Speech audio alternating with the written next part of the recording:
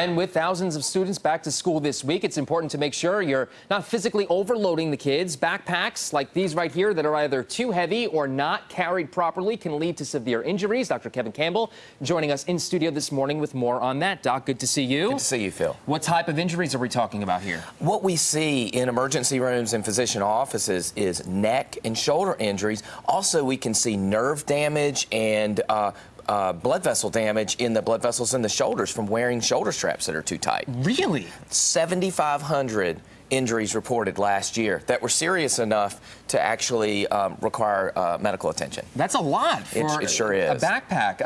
Now, is it because of how heavy they are? Is that the reason behind it? There's a couple of things. First of all, they're overloaded and they're heavy. Right. And children have a difficult time carrying them. And the other reason is sometimes the straps are thin, the weight's not evenly distributed, and they can cut into the shoulder muscles. We know that the back muscles and the abdominal muscles are some of the strongest muscles in the body. And so we want to distribute the weight of the backpack to put the balance of the weight on those muscles. And that leads us to our next question, because it's important to get the right type of backpack, right? You brought one in this morning. You say this is a good one to get, something like this anyway. Exactly. So the things that we want to look at, and I'll show you here, is you want nice, thick, padded straps. Right. You want a padded back as well that can help, that's soft. You can feel how soft that is.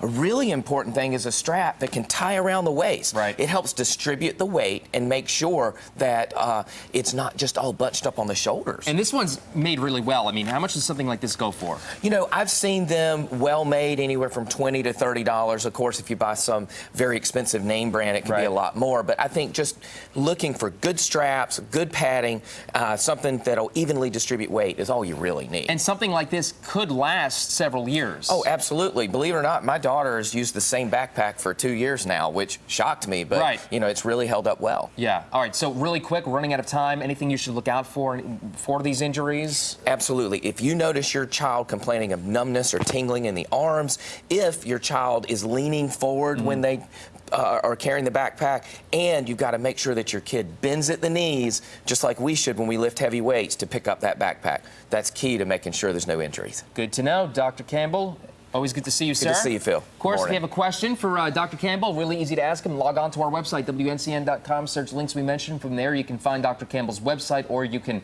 like his Facebook page and his Twitter.